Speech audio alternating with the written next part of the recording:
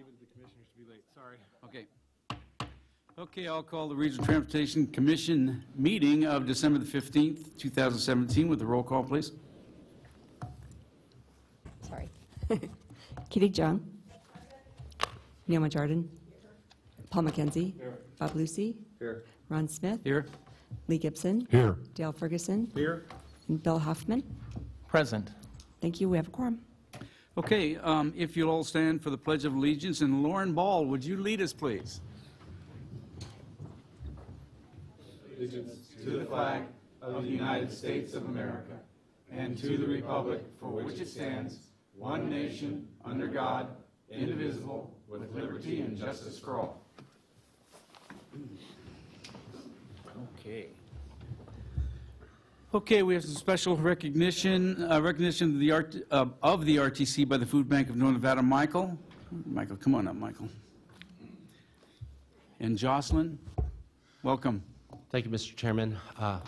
Mr. Chairman, members of the Commission, for the record, Michael Marino, RTC Public Affairs Manager.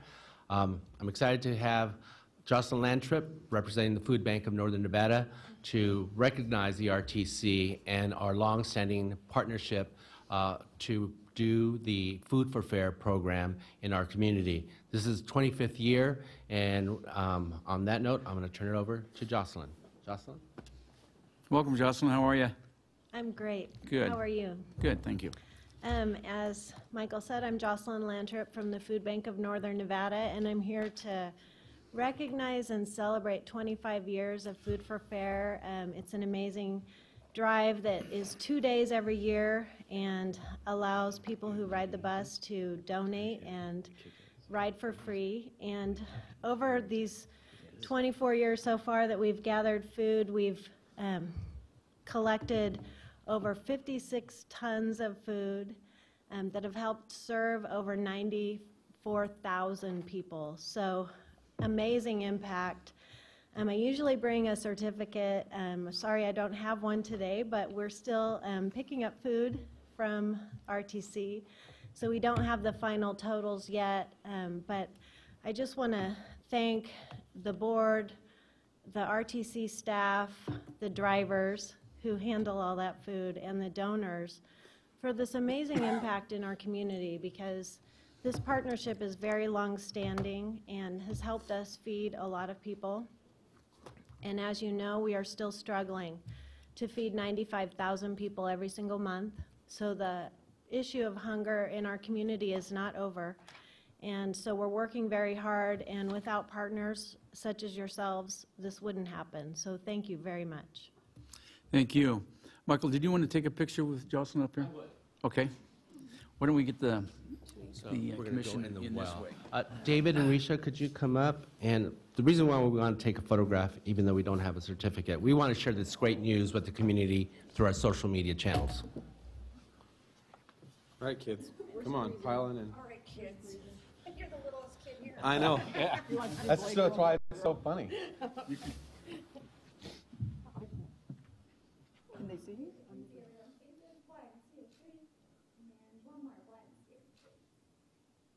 Thank you. Awesome.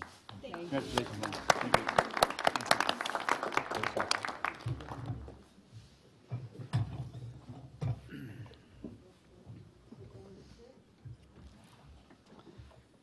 Okay, moving on. Approval of the agenda.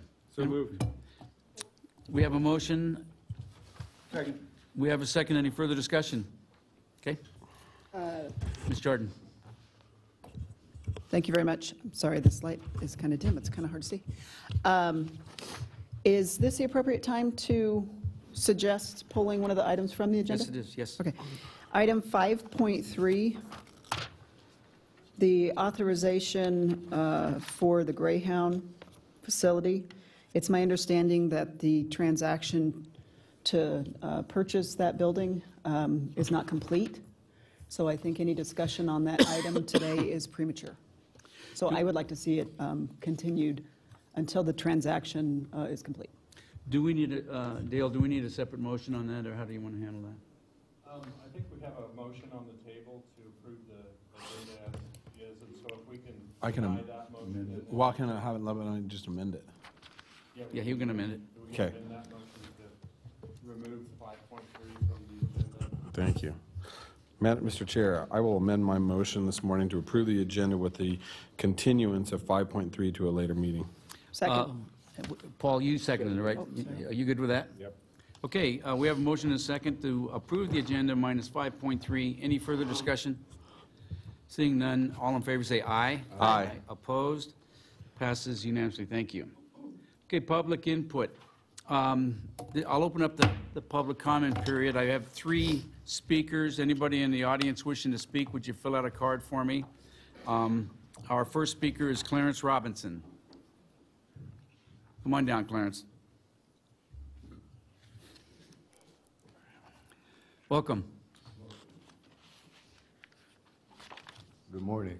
Good morning. My name is Clarence Robinson. I have driven for RTC since 1988, and there's some concerns about whether they are going to shorten some of the routes.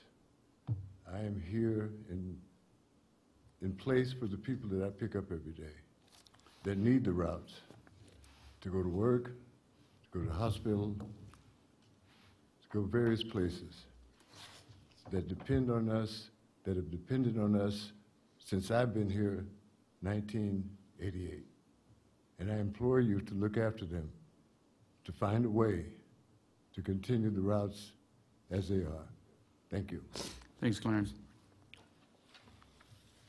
Okay, Ray Nunez is our next speaker. Come on down, Ray. Welcome.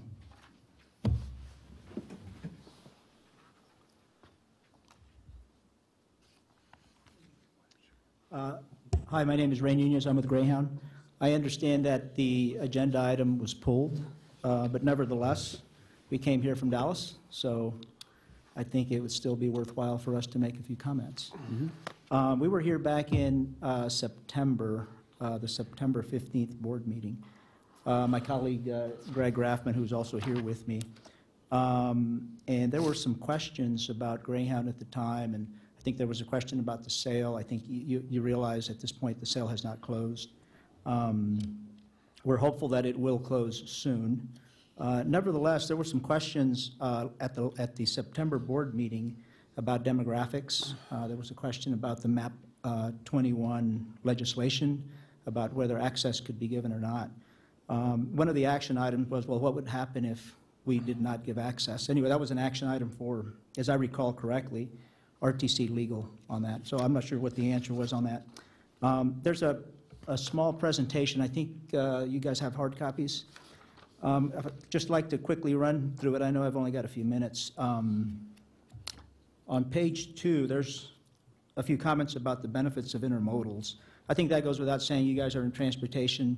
You realize the benefits of intermodals. So the inclusion of Greyhound into a intermodal station, we think, is the highest and best use of any public facility for transportation.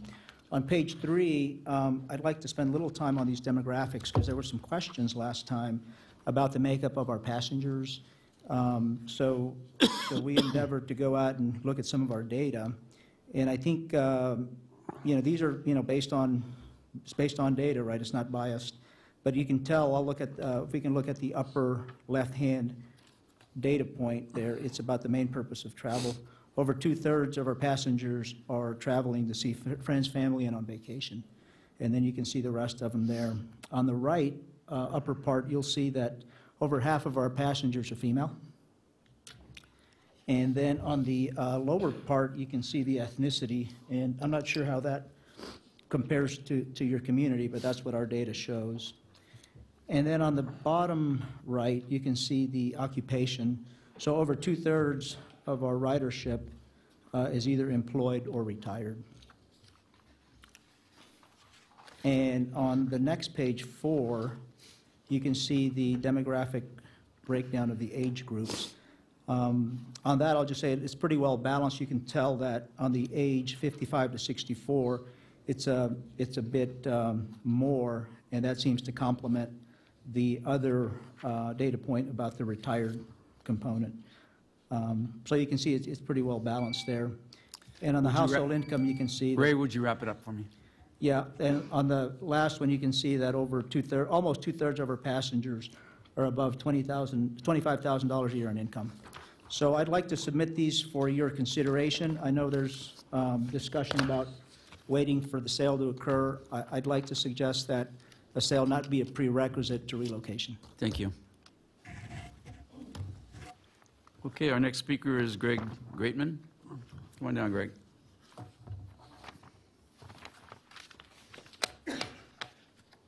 Welcome. I'm Greg Graffman. I'm with Greyhound Lines of Dallas, Texas as well. Really nothing to really add from what Ray just presented. Other than that, again, this is not a prerequisite of us selling a property. Our interest has always been to right-size our facility there, and as we have done across the country in hundreds of locations, have partnered with the local transit successfully, and it's proven that it benefits the local community. That's all I really have to say. Thanks, sir. Thank you. Anybody else wishing to speak at this time? Seeing none, we'll bring it back to the commission. 2.2, accept the monthly summary report for the Technical, Citizens, Multimodal, and Regional Road Impact Fee Advisory Committee. Mr. Chair, Yes, sir. I move to accept the report. Okay, we have a motion and a second. Any further discussion? Seeing none, all in favor say aye. Aye. Opposed? Passes unanimously. Okay, consent items. Anybody want to pull a consent item? Mr. McKenzie? Mr. Chairman, I'd like to pull 3.5. Okay, any other items? Okay, looking for a motion to... Okay, Second. minus 3.5, put that in your motion, please. Move to approve the remaining consent agenda items, moving 3.5 for discussion. Okay, Second. and was that you, Ms. Jordan? Okay, we have a motion and a second. Any further discussion? Seeing none, all in favor say aye. Aye. Opposed? Passes unanimously. Okay, Paul, 3.5. Thank you, Mr. Chairman. And I reviewed the report here, and I've got an email from that was forwarded through to me from EDON that's talking about a planning initiative that wasn't covered in our planning report, which is for a road that hasn't been talked about at this dais before, but we've supposedly sought funding to do studies on, according to the email, and that the plan, according to the email from EDON, is that we would reprioritize our transportation initiatives within this valley and make this new road a priority. And it just seems appropriate to me that if we were going to take such actions, if we were going to seek funding to do a study for such an action, that would have been brought to this board by planning, and we'd have had discussion and given direction to pursue that. And I'd just like to know, I mean, this is something that I kind of got blindsided by an email the other night that we're supposedly involved in this planning loop on it, and like I say, it's not in our report, so. Amy Cummings, Director of Planning at RTC. And in item 3.5 on that second page, you'll see at the top the Federal Lands Access Program grant application, and that has a little bit of a summary of what that entails. It became known to us that this grant application, or this grant opportunity, was available. It's federal funds for transportation planning on federal lands, particularly with a focus on access to recreational opportunities. And so we saw this grant opportunity and looked at our regional transportation plan. We have 3 corridors that affect public lands that are not, well, for, if you count the Pyramid 395 connector, but that's really on its own process. And those 3 that are very early, we haven't done much detailed planning work, are the Eagle Canyon Extension, the West Sun Valley Arterial, and both of those are funded in the Regional Transportation Plan over the next 20 years. And there's also the North Sparks to I-80 corridor, and that's identified in the unfunded needs section of the Regional Transportation Plan. There was a good bit of discussion of that corridor when we were doing our community outreach process, actually all of these corridors during the community outreach process for the Regional Transportation Plan. So we saw this as an opportunity, since no detailed analysis has been done on these from an environmental alignment study standpoint, that this is a funding opportunity we can use to supplement our current resources to really do a deeper dive, look at where are these environmental constraints, where is a corridor that could potentially make sense, and build some regional consensus about what this would look like. So this is not a study that would reprioritize the projects in the Regional Transportation Plan. As you identified, the priorities for the freeway system in our plan are first and foremost the Spaghetti Bowl, then upon completion of that, the 395 North improvements, and then upon completion of that, the Pyramid 395 connector. So in terms of major new freeway capacity, those are the top three that are in our RTP, and this would do nothing to change that prioritization. So I'm happy to answer other questions, and the corridors here are federal lands are shown in the sort of gray, and the orange is the Reno Sparks Indian Colony tribal land. Okay, Ms. Jordan. Thank you very much. So the success or not of the grant and any pursuit, any second step, that next action would come to this body. Absolutely. And the grant awards are expected to be announced in March, and then there would be an agreement with Central Federal Lands, which is the agency overseeing this. So that would be the next action opportunity. If we should be successful, we don't know if we're going to be successful with this opportunity, but the board would have the opportunity to weigh in on moving forward and executing that agreement. Thank you, and I share in Councilmember McKenzie's frustration in the email that was distributed in the meetings that were held with regards to this potential road, because I don't believe any elected on this body was included in those meetings. Correct me if I'm wrong. I'm getting head nods. And when it gets put out into the universe, I'm sorry, Commissioner Lucy was there, that it's a priority or we're reshuffling our priorities, it sends a message that we aren't, committed with the Spaghetti Bowl, potentially with the Spaghetti Bowl as our #1 priority.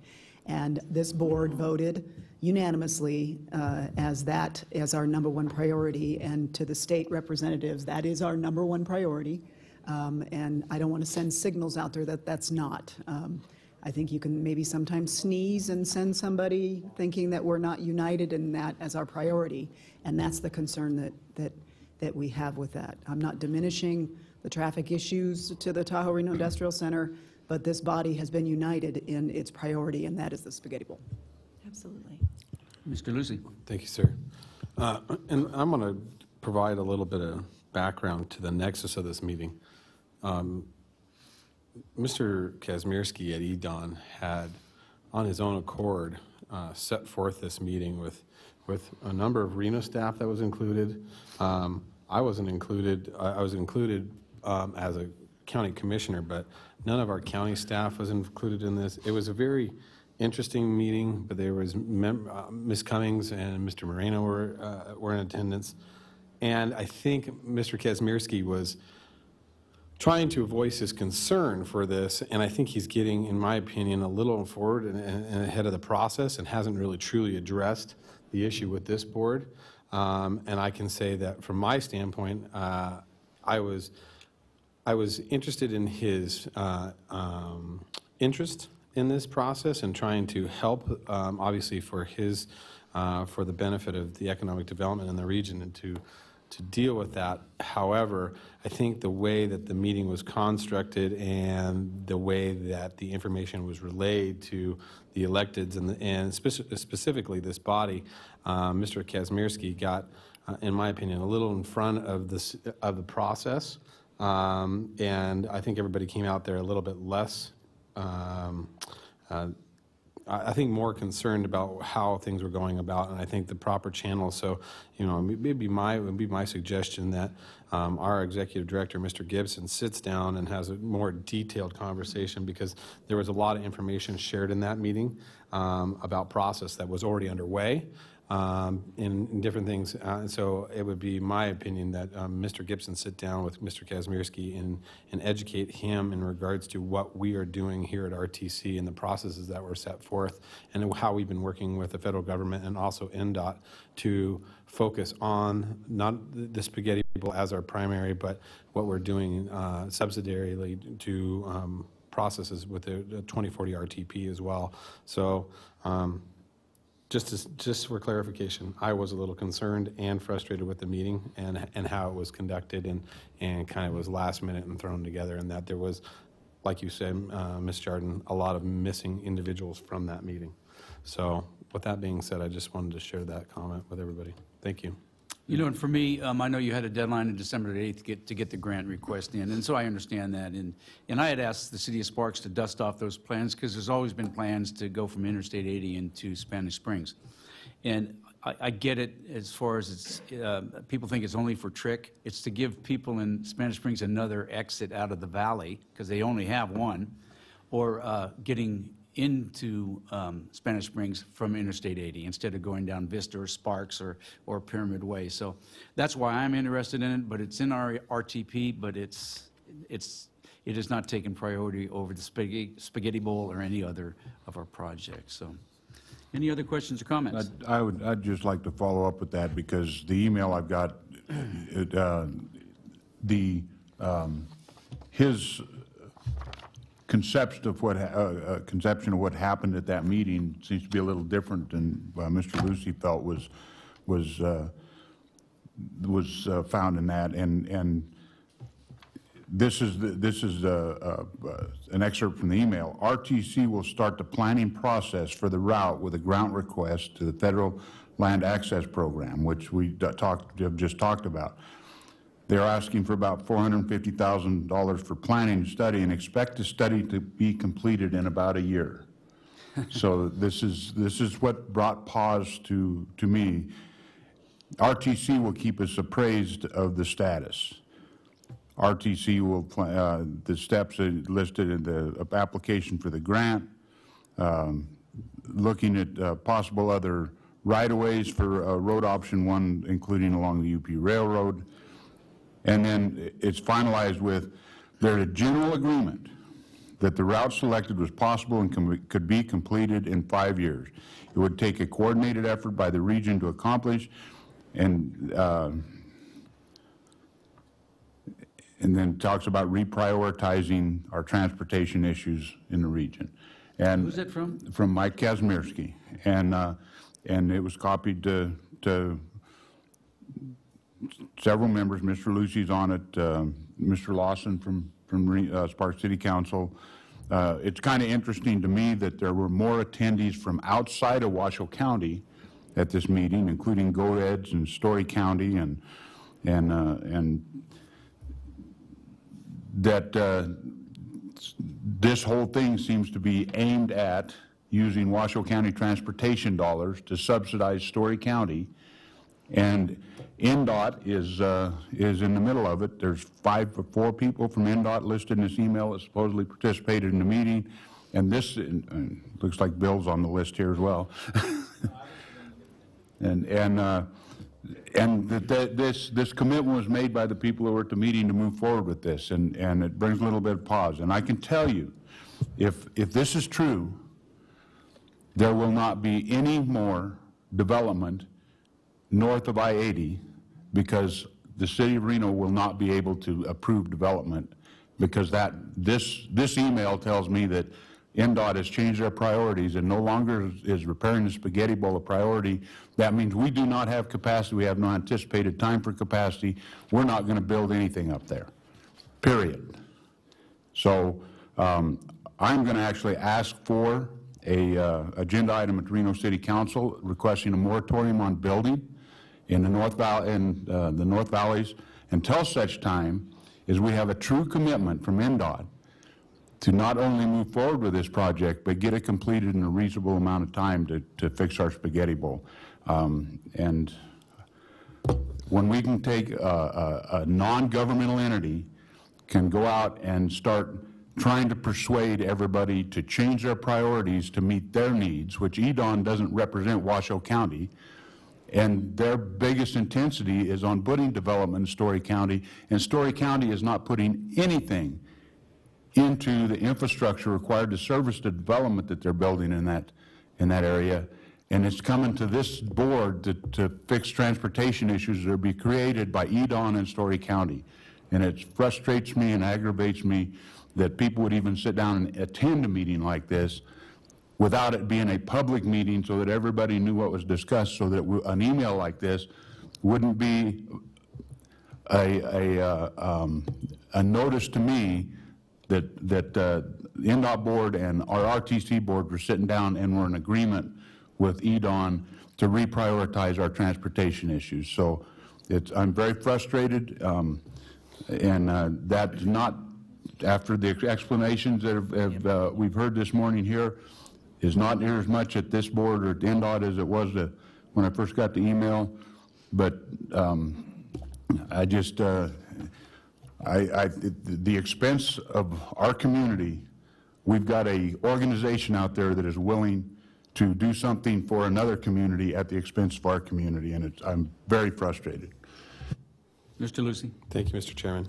Mr. McKenzie, I can assure you none of those things were ever stated. There was no assurance that we would build a road in 5 years.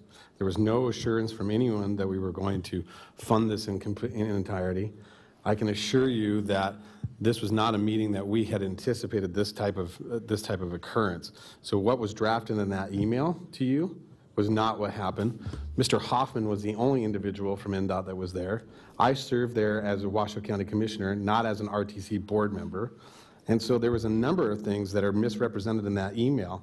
And so if you'd like to talk to me specifically about what that email was, I'll tell you exactly how that meeting went down. And so that is not the case whatsoever. We were just as frustrated, Mrs. Cummings, myself, with the meeting. So I don't feel that that was, yes, like I said, Mr. Kazmierski got way out in front of himself in regards to an issue that he's concerned with and trying to utilize our dollars to pay for it. But it had nothing to do with us, and there was no assurance by anybody in our community there that we would build a road. I don't think we've ever built a road in 5 years in that short time when we don't even agree. Story County we have. Well, not the state did, not us. And we haven't even acquired the land. There's a lot of things that went on. So just for your information, that was not the case, and that email does not represent how that meeting went at all. Zero. And I will say that on the record right now, that meeting was not the way that occurred. So there has never been a shift of priority by anybody in there away from the major problems that exist in Washoe County. So there you go. Mr. Hoffman. Thank you. For the record, Bill Hoffman, Deputy Director at NDOT. I'd like to echo everything that was just said. I was under the, well, first and foremost, I want to say that the Spaghetti Bowl project is our #1 priority, no question about that. We're hoping to have a draft environmental impact statement out by fall of next year, which is months ahead of schedule. We're hoping that stays. We've held over 100 meetings with everybody and anybody in Reno explaining the project, trying to cut years off the environmental project or process, which we've done.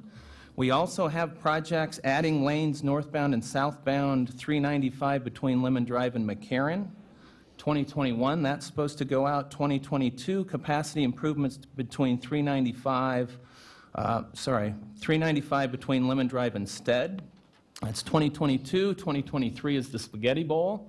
So back to Member Lucy's comments, we were all, at least my impression of that EDON meeting was, can you all come together and can we please try to figure out how we're going to make this golden ticket? That's how it's being presented, and for very good reason. I mean, it relieves safety and congestion issues along Pyramid. It gets a lot of, 70 to 80% of the Tri-Center employees are living north of I-80. So I was under the impression that we were going to come together and work as an entire community and group to try to figure out how to come together to put this road in.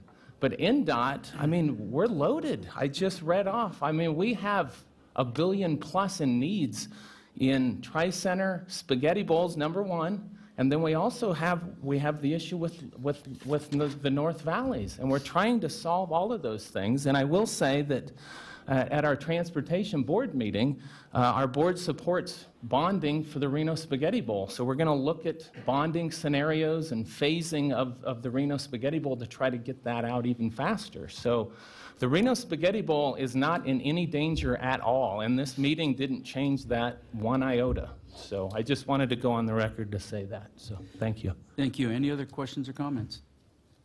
Mr. What is your name? I don't know. Mr. Gibson. Gibson?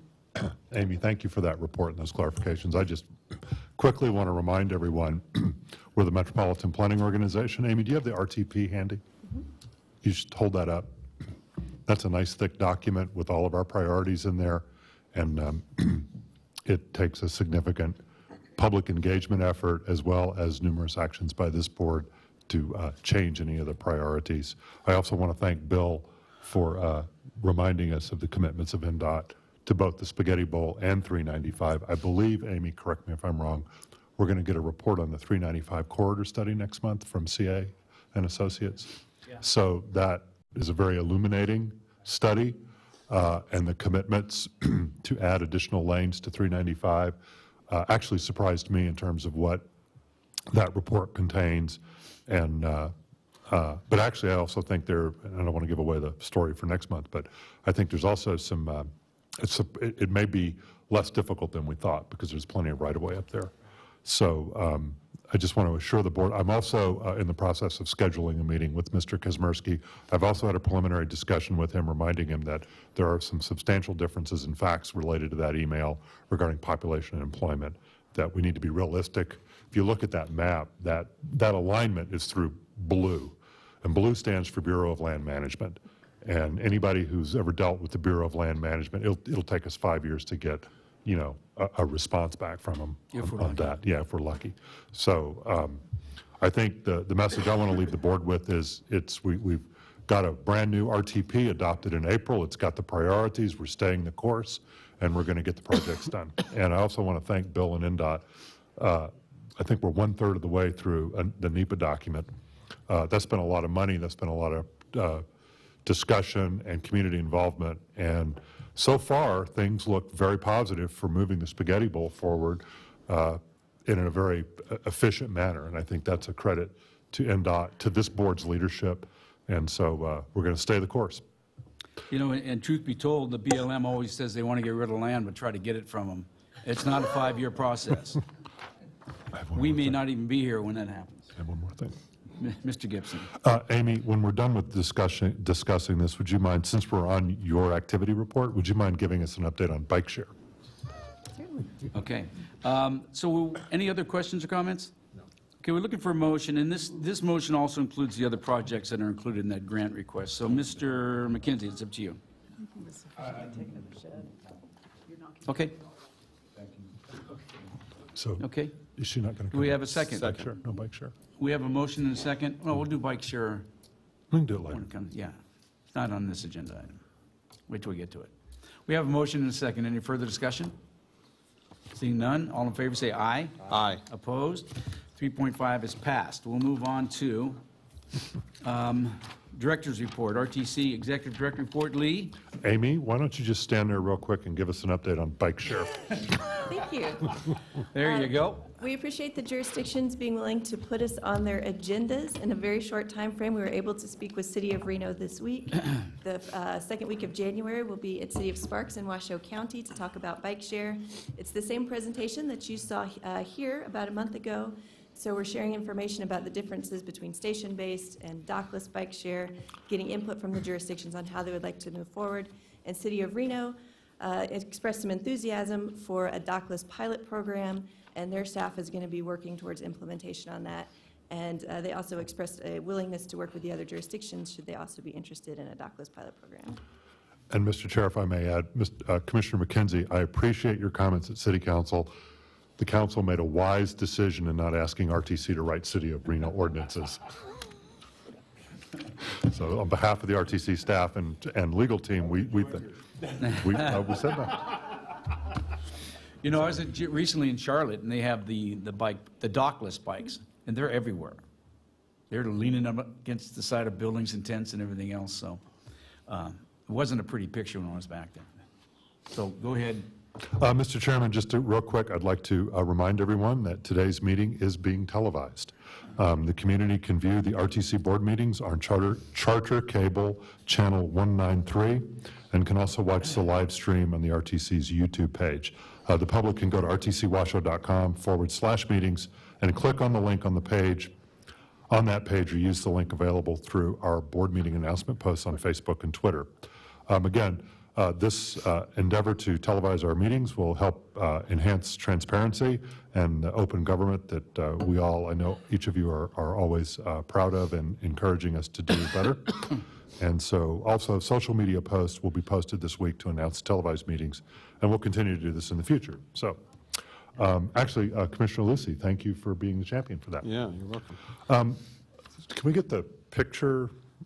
Last Friday, a week ago today, we were all outside on a nice, cold, sunny day to open and celebrate the completion of the Pyramid-McCarran intersection. And so, that's literally and physically an overview of the event, because that's the drone that was up in the air. It was right in, we were all looking into the sun too. That was quite difficult. But I really want to thank, really our appreciation, our deepest appreciation goes out to, and I'm going to name everybody both that I can remember. So first off, this project started with a preliminary engineering and EIS effort, and that was led by Parsons. And then later on, we contracted with HDR to do the final design. Granite Construction then was awarded the bid. Q&D Construction was awarded a bid for demolition, and we have a great project. One of the, just my personal notes that I really think is significant is if you live in the subdivision that's behind us, with the pedestrian assets we've built into the intersection, you now can walk across the street, have a cup of coffee at Starbucks, or maybe do some grocery shopping. So we've really helped reinforce the pedestrian walkability of this area. But at the same time, we've built a very significant regional asset, and we're all going to be grateful. I also want to thank NDOT. I got to tell you, when I started this project, we had some real challenges with NDOT and FHWA, and I'm pleased to say that the partnership that was forged between NDOT and FHWA as a result of this project has really helped us build the institutional and personal capacity to help expedite projects. So bottom line up front is what the partnering and the team building, the personal relationships, professional respect we've formed is going to make things like 395, Spaghetti Bowl, I-80, all our future projects and endeavors that we work on jointly here go much smoother. And Bill, I just appreciate everything your staff has done, what Rudy's done, and just it's been a great experience. Last but not least, Scott, you want to stand up and take a bow? Yeah. Scott Gibson was our project manager.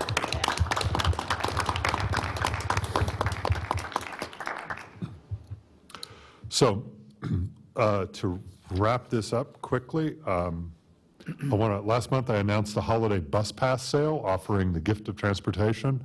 Just to remind everyone again, the 24-hour adult pass can be purchased for $30 for a book of 10 passes. That's a savings of about $7.50. Reduced fare passes for seniors, youth, and disabled can be purchased for $15 for a book of 10 passes.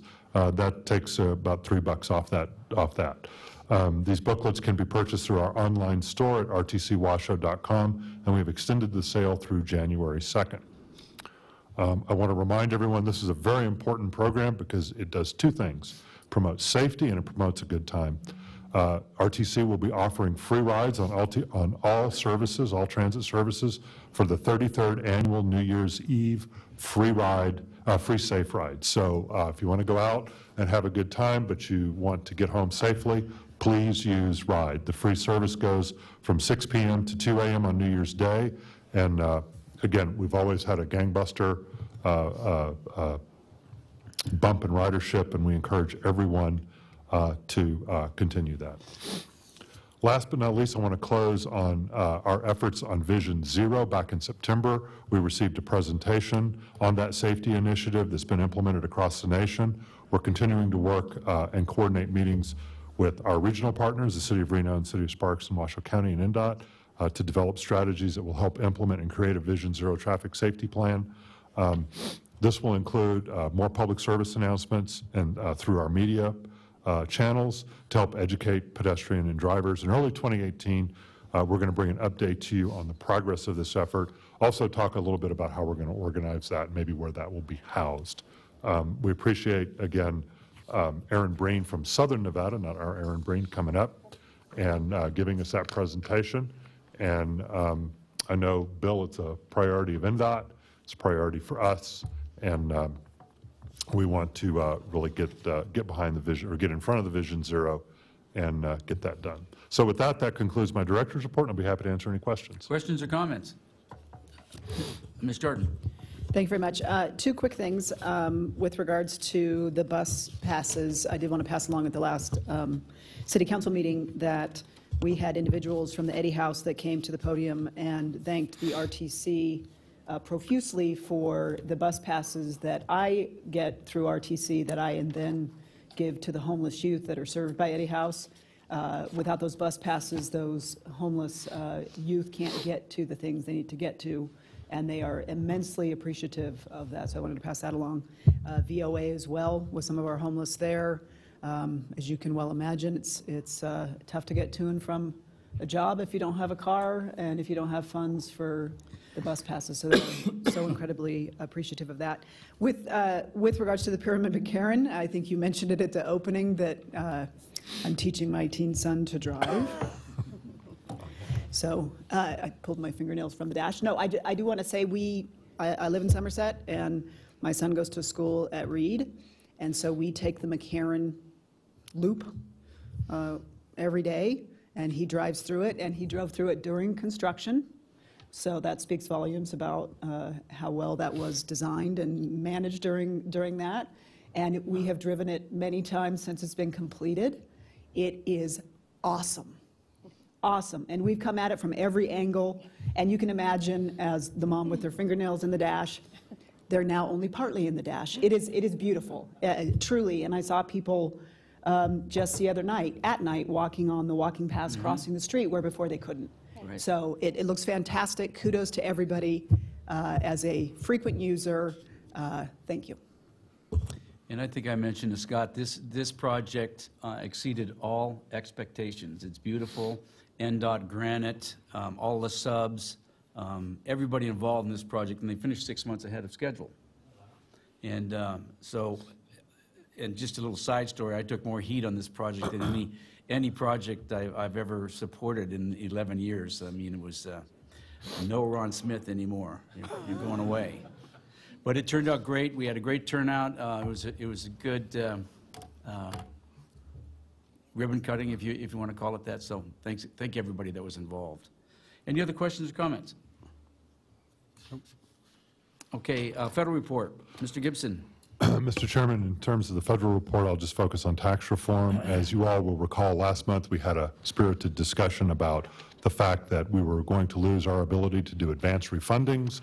Stephanie Haddock, our finance director, was planning on doing an advance refunding of the SB 212 debt from 2010 and 2013. We do not know yet if an extension of that has been included. I just checked my email from our folks back in D.C., and they still have not validated or verified whether we have been included in that. So it's a wait-and-see situation.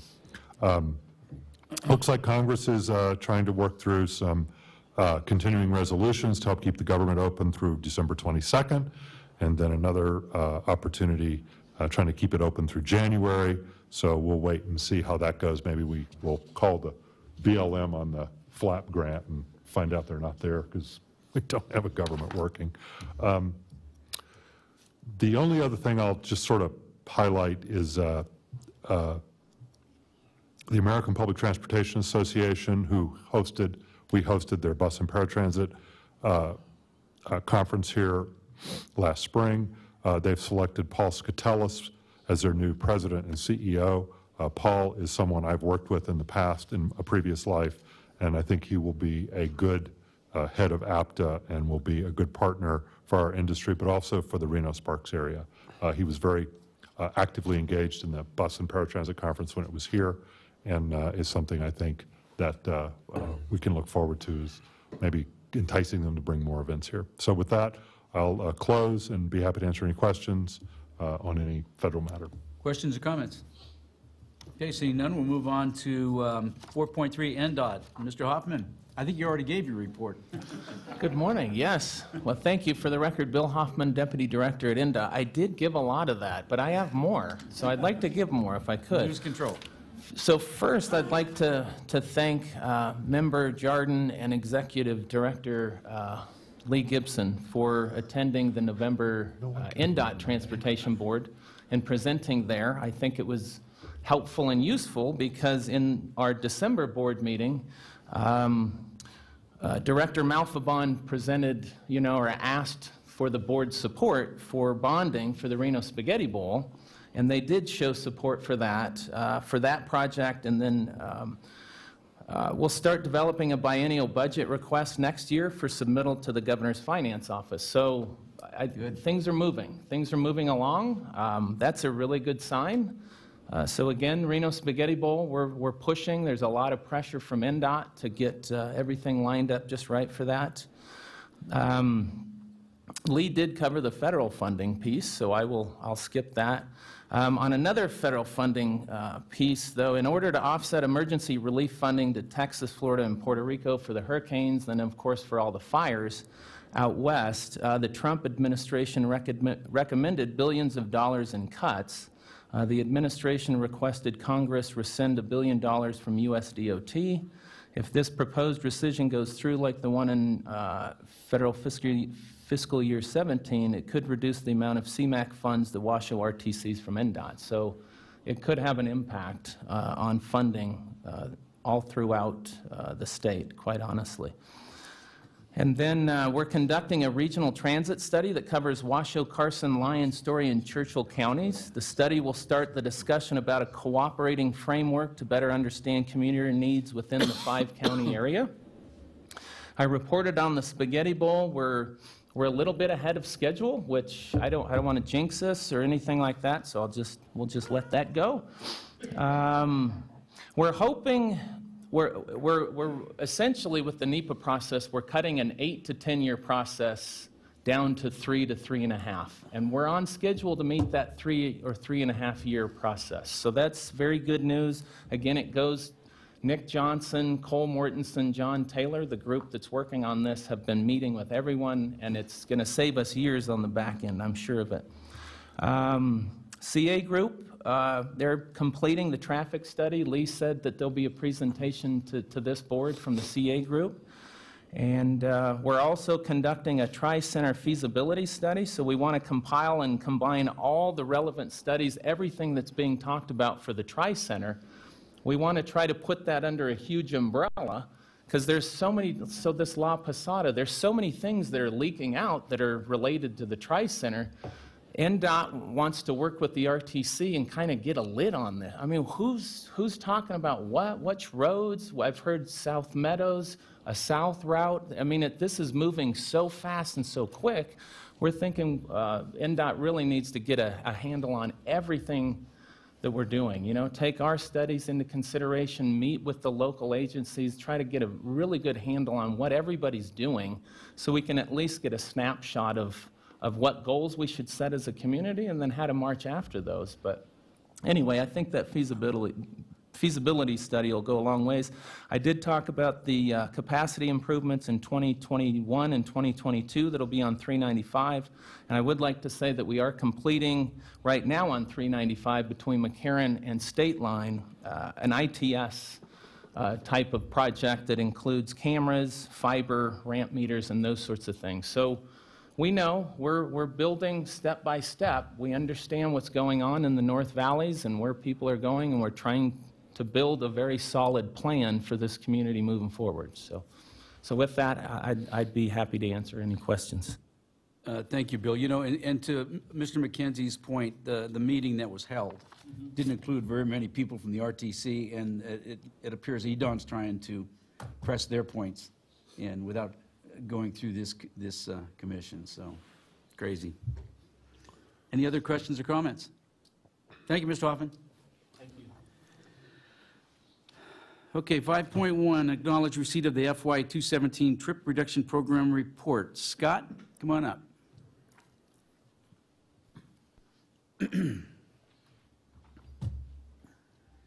Good morning. Scott Miklos with RTC. I'm the trip reduction analyst. Just a bit.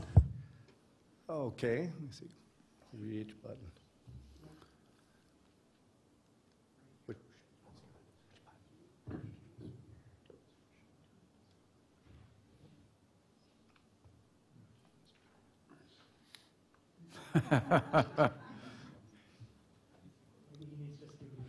Yeah.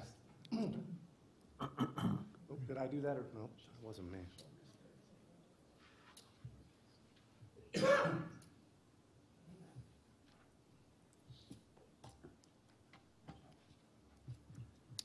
There we go. Okay, I'm going to talk to you this morning really quickly about our trip reduction program, our Smart Trips. The purpose of the program is to reduce single occupant vehicle trips along all the corridors in the Truckee Meadows area. By reducing single occupant trips, we also reduce the amount of pollution, the vehicle miles travel driven. It improves the air quality. It helps us with congestion so that we can, not always build more roads, but, use the most capacity on the roadway that we have now. Our funding comes from NDOT, 95% federal, 5% local taxes, for the most part, sales taxes. Because it's federal money, we're required to produce quarterly reports for NDOT as well as an annual report. Most of the information that you'll see in this presentation is derived from the annual report. We have several programs under the umbrella of Smart Trips. We have the Van Pool program, which I heard you guys got a decent presentation on last year. We have our website, which produces all our matching programs, carpool matching, bike matching, walk matching. Also has a lot more information on there, some other things I'll talk about in a minute. We have our bus subsidy program, and we have our community outreach. Van pools last year, we increased the van pools from 97 to 117 during the RTC's fiscal year 17, a 21% increase. We're actually currently now at 135 van pools. We eliminated over 250,000 single occupant vehicle trips, which then leads to eliminating over 11 million vehicle miles traveled. If you want to look at the van pools currently right now, we have 135 van pools. That relates to over 1,300 people a day riding our service. So that's 1,300 people a day, minus the drivers naturally, that go to and from work stress-free. They're also saving a bunch of money, which I'm assuming they put back in the economy because it's a much cheaper way to go. As a person who both drove in a van pool and rode in a van pool, I can tell you riding in a van pool is a great experience. You can sit back on the way in the morning, and if you want to sleep, you want to listen to a podcast, same way when you go back at night, you get home refreshed, ready to enjoy your family, whatever else you want to do. Last year, we paid $487,000 in subsidies to make these van pools more affordable and encourage people to join them. The cost per passenger trip, $1.62, is down 4%. The other two costs remain the same. I talked about reducing over 11 million miles. That relates to all these great big numbers up here to show you how much pollution we were able to avoid putting into our area. Carbon monoxide, over 12 million pounds. The great thing about van pooling, if you didn't hear all last year, is the FTA considers van pooling the same, pretty much, as buses. So you get federal grant money back for the performance of the van pools. And van pools are a very efficient way to move people, mainly because you don't have to pay a driver to drive them. So there are two different funding sources that come back, 5307 and 5339. And I could tell you the formulas, but it's not that big a deal. But if you look at this year, we paid in subsidies about $487,000. We should get a return on that investment in 2 years of about $1.7 million. If you look at back at federal year 15, we get that $1.043 million back this year. So there's a two-year lag on the reporting of the NTD data and getting the money back. But it's a great investment for the area. The money comes back into the RTC, and it's a great investment.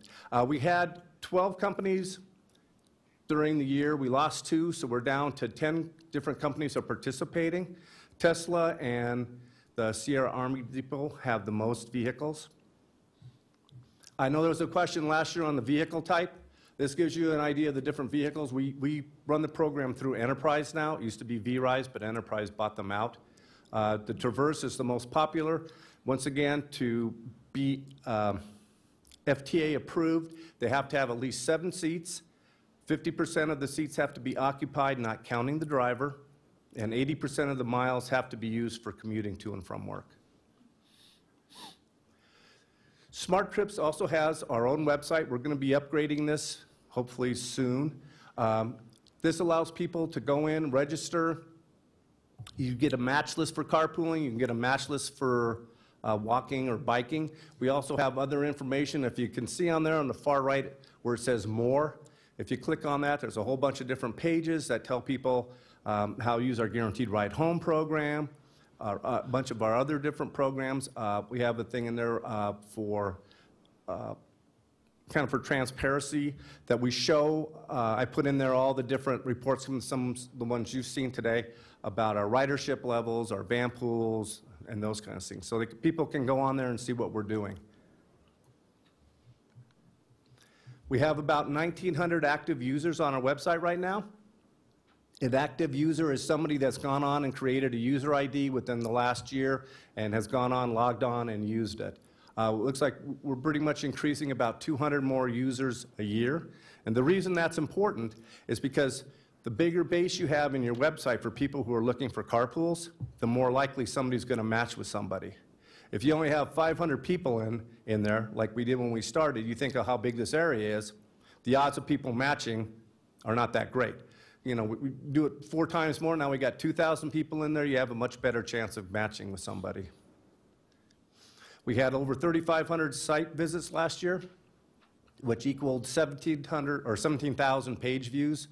Average person went in and viewed 5 different pages. They were in there for about 3.5 minutes. Returning visitors, 43%. I'll move on to our bus program. As I assume you guys know, we have a program where employers can match a discount up to 20% in 5% increments with us.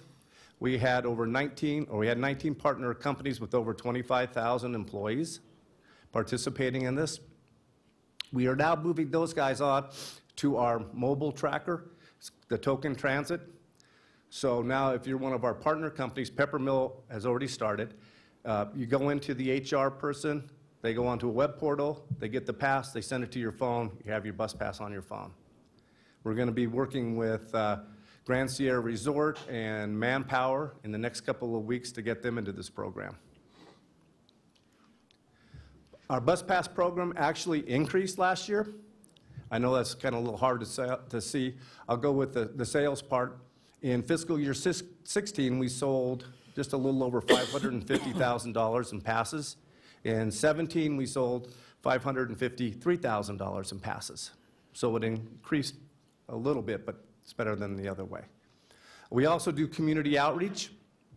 We go out and talk to, on the bottom left, that's a picture of us at Peppermill doing their health fair where we talk to over 300 employees, tell them how to do NextBus, how to do Token Transit, how to get to the van pool information, carpool information. We also participated in the Bike to Work Week, which is the other 2 pictures there. And we also participated in Earth Day and actually was able to be on the news for that. I wasn't here then, but there's a picture of it on Channel 2. And so that is it. Any questions? Thank you, Scott. Any questions or comments? Seeing none, looking for a motion to accept the report. Thank you very much. Who made the motion? Okay. Second was Mr. McKenzie. Okay. We have a motion and a second. All in favor, say aye. Opposed? Passes unanimously. Thank you. 5.2, acknowledge receipt of a report on current and emerging transit labor issues and provide direction accordingly. That would be Mark. How are you? Good. Good morning, everyone. Chairman, members of the board. Mark Maloney, Transit Operations Manager. We're going to talk about, as you said, current and emerging labor issues. During the past 6 months, RTC has been seeing employment and retention issues impacting our contractors' ability to staff at needed levels.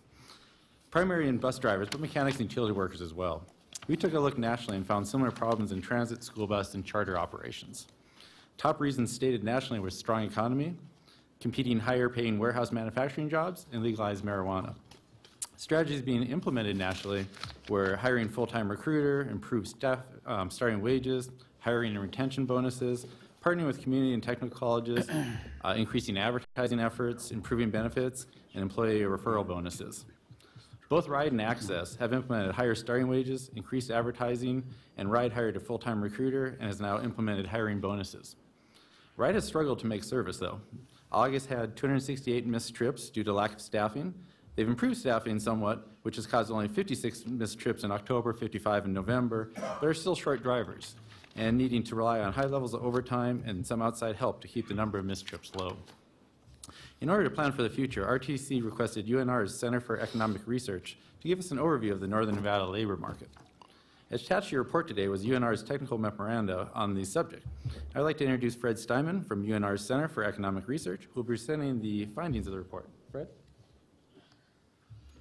Thank you very much, Mr. Chairman, members of the Commission. For the record, Fred Steinman, Assistant Research Professor with the University Center for Economic Development, part of the College of Business at the University of Nevada, Reno. Early November 2017, I was contacted by staff from the RTC to prepare just a general overview of various labor market conditions in northern Nevada. Before you is a technical memorandum dated November 20, 2017, which summarizes the results of that analysis. But I wanted to take this opportunity to just share with you some of the key findings from this memo and really what it means for individual employers and organizations within northern Nevada. Based upon our analysis of changing unemployment trends as well as changes in wages and income, the first major implication or conclusion and condition that we really identified within the data is that the unemployment rate for either the Reno-Sparks MSA, the Carson City MSA, Washoe County as a whole, and really the state of Nevada as a whole has declined significantly over the past decade, really beginning in the pre-Great Recession era, 2010-2011 to the present day. As a result of that significant decline in unemployment throughout the region as well as throughout the state, and really on a national basis as well, this has really led to the observation that individual firms and organizations are finding it increasingly difficult, especially here in northern Nevada, to find new employees for existing vacancies. Coupled with the second major condition or observation that wages and income have increased fairly significantly over that same time period as well, individual organizations and firms are now finding themselves having to pay higher and higher wages to retain their existing workforce. Certainly, it's a market that favors individual employees and workers, but as a result of that reduction in the number of available workers to fill existing vacancies and the increase in wages and income that is occurring within the region, individual firms are just finding it increasingly difficult to compete in the tightening market that we see. All this data is in your summarized technical memorandum, but I just wanted to kind of highlight some of those individual conditions. As you can see from this table, in the Reno-Sparks MSA, between 2010 and 2007, the average monthly unemployment rate declined, going from about 13% per month down to 4.2% per month. That's a significant reduction in a very short period of time. And as a result, especially within the Reno-Sparks MSA, that surplus of labor that we saw coming out of the Great Recession, individuals who were unemployed but still looking for employment, have largely been absorbed. into existing positions throughout the Reno-Sparks MSA. We see similar trends, both for the county as a whole, our nearby neighbor MSA in Carson City, and the state of Nevada as well, with unemployment rates really declining across all jurisdictions in all geographic areas. Just to kind of demonstrate that graphically, same data here, just presented in a chart. And again, you can see a fairly straight line decline from 2010 to 2017 in the average unemployment rate for the 4 jurisdictions listed in the technical report.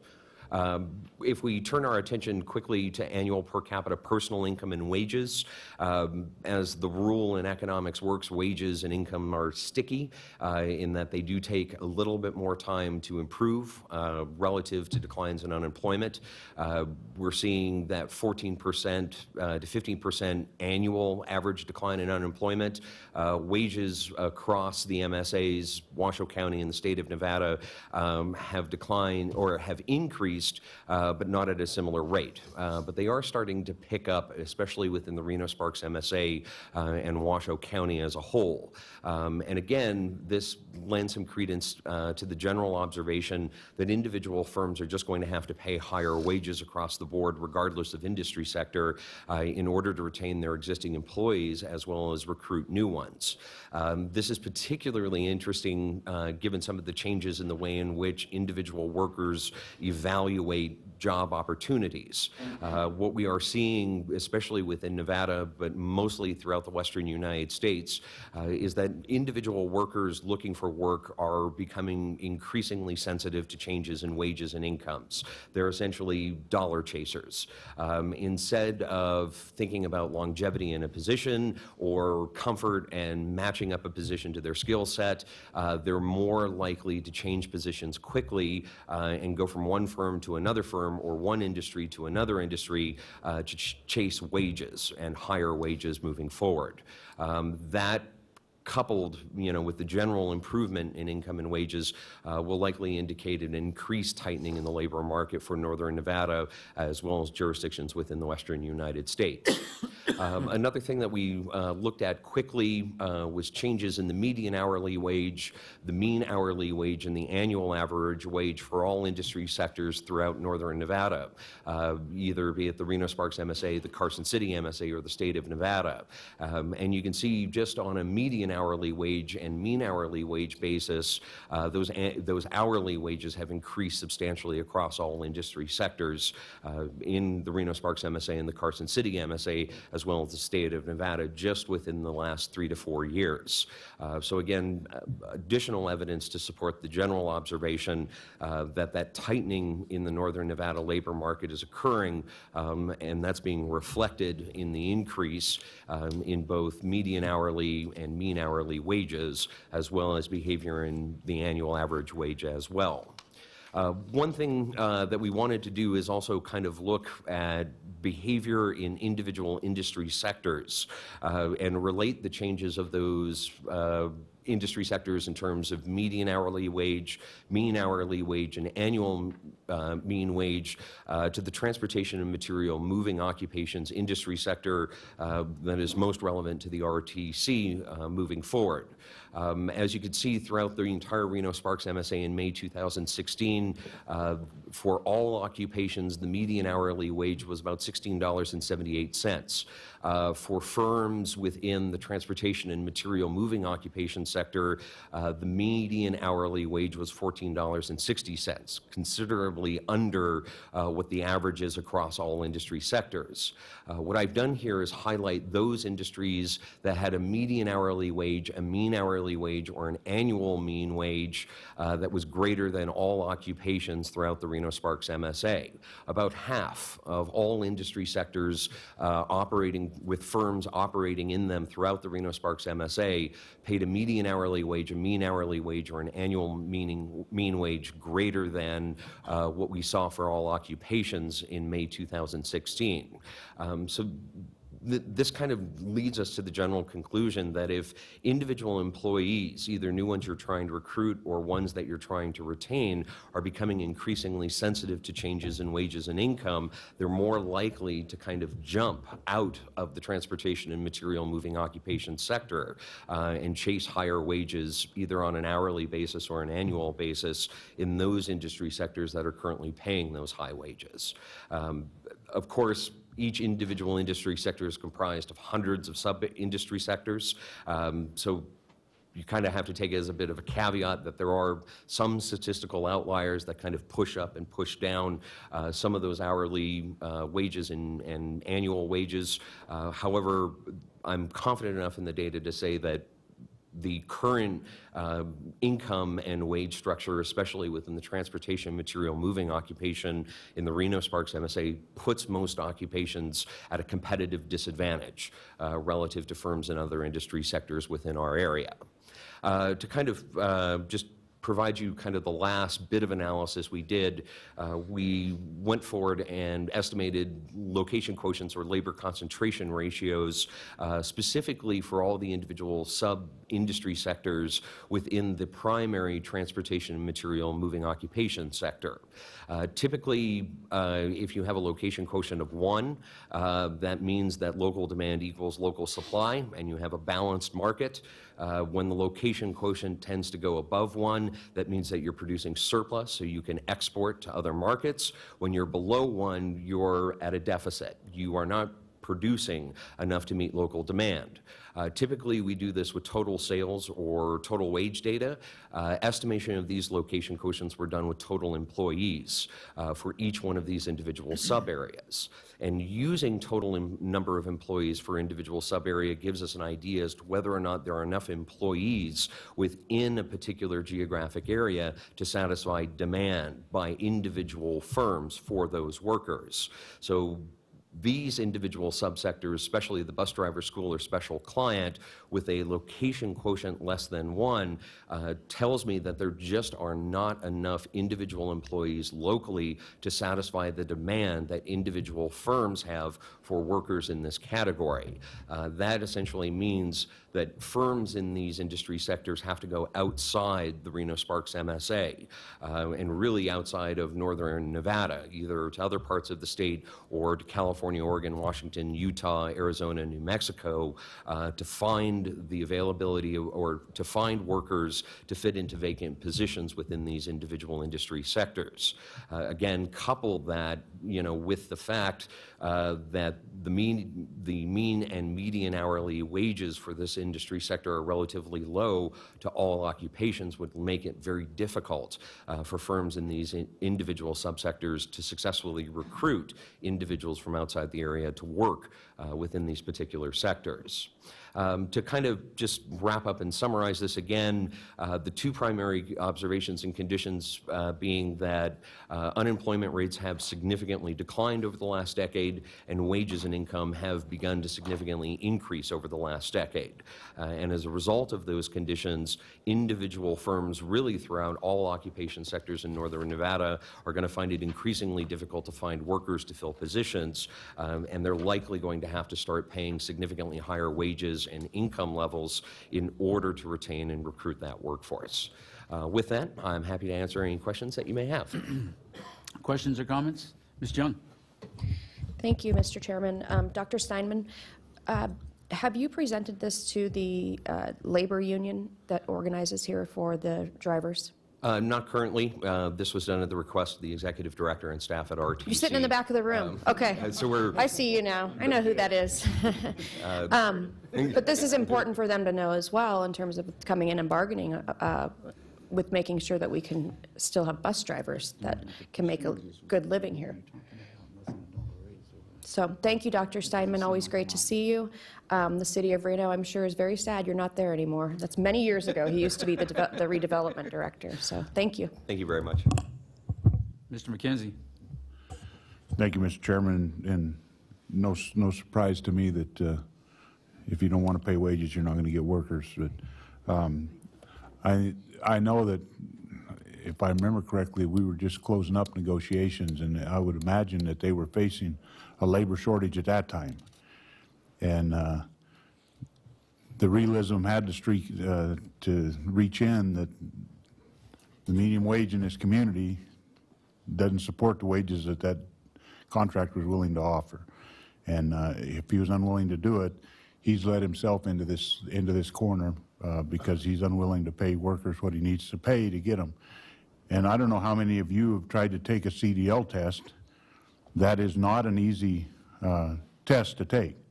The book is about that thick, and the test is very intense, and then you've got to be able to drive besides that. And the knowledge, it's not a simple occupation for people to get into. And then we add the fact that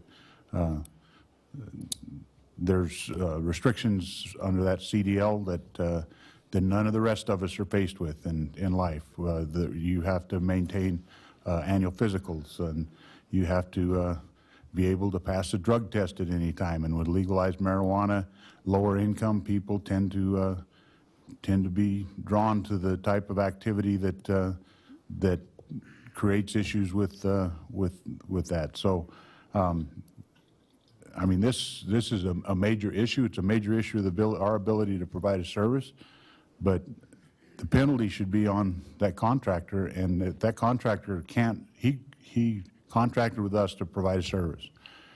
And if he can't provide that service, the penalty should be on him. And this board can't get involved in those negotiations because it's a private party. And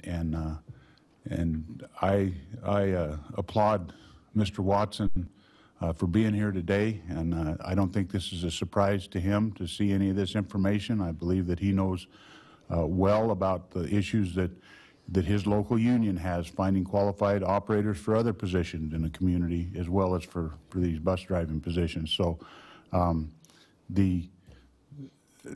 this is a message that shouldn't be getting presented to us. It should be getting presented to that contractor, and that contractor should be realizing that he's going to have to figure out how to raise his standards to a point that he can provide the service that he assured us he could provide us when he signed that contract to provide the services. And if he can't do that, I hope that we wrote a penalty into there for his failure to provide the service he was contracted for, because that's the solution to this, is that if he's unwilling to provide the service, he needs to be penalized for that so that we can subsidize the contract that he can't fulfill. Any other questions or comments?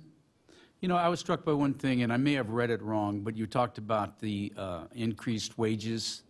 It looked to me like it was the total for all jobs, all categories, was less than $1 over the last 8 years or 7 years. Now, if you're that worker, that's 20 cents a year, or 20 cents an hour, or whatever it happens to be. That just doesn't make, to me, logically, that's significant. You're absolutely right. And one of the problems, again, is that those annual, hourly averages, there are statistical outliers on the sides that kind of, skew the actual dollar change. And that's why we included and really kind of focus more on the percentage change between the individual years. And what's important is really the percentage change, because it's what individual employers have to adjust to. And they have to think long and hard about, whether or not that they can adjust their prices of goods and services to individual consumers to meet what their cost of production is.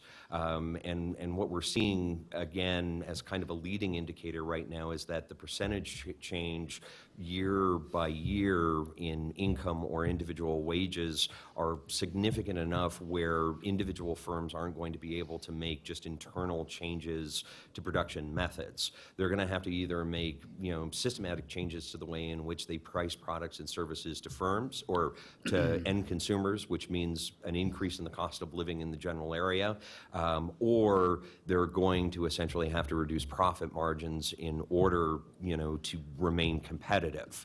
And several firms, in different industry sectors are very margin thin. Most retail sector organizations and firms, grocery stores in particular, operate on very, very thin margins. So even a 1% to 2% increase in that annual wage is going to place a lot of stress on the individual firm in order to remain competitive. But they need that labor in order to remain competitive, without that input to production. So they become kind of caught between a rock and a hard place. Do I, leave the position vacant? Do I keep my wages the way they are and hope I can run this out as I lose people at other firms, or do I get in a bidding war with other firms in other industry sectors? So even though the actual change is relatively small from an individual level, when you're an individual firm employing hundreds of individuals, just a slight percentage increase, multiplied over year after year, can be very significant for the organization and the firm.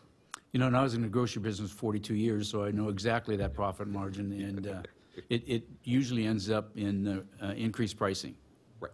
Mr. Gibson. And not included in this memo, but that's certainly one thing that we are seeing throughout the Reno-Sparks MSA. It's not news to anyone that the cost of living in the Reno-Sparks area, especially when you start including fuel prices, housing prices, are increasing, not decreasing at this time. Sure. Mr. Gibson. Just to perhaps remind everyone, excuse me. So this organization basically does two things with its revenue sources. We buy roads and we buy transit. Through the legislature, through SB 212, we've been able to adjust our fuel revenues for inflation, allowing us to maintain the buying power of the amount of roads we buy.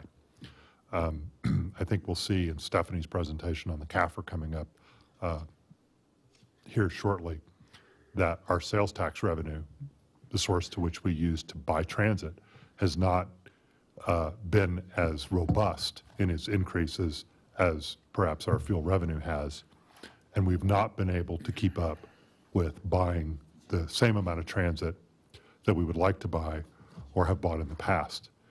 So that puts us in a box. We can either raise wages, or our contractor can raise wages by giving us higher cost bids or higher cost proposals, but that may be at the expense of service.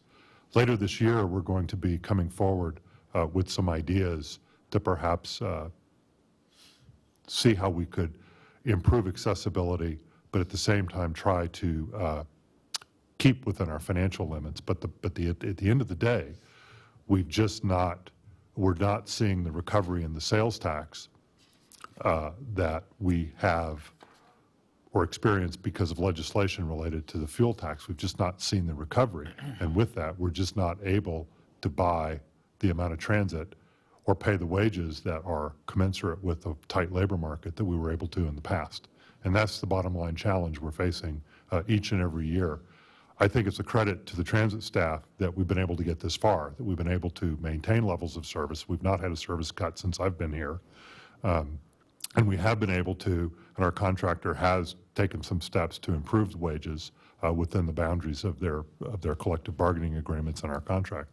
But there's a light in the tunnel, and it's a train coming at us, and it's going to, and it concerns how ultimately in the long run transit will be paid for. Okay, any other questions or comments? Okay, we have a motion and a second. Did you get that? Mr. McKenzie? Thank you for that report.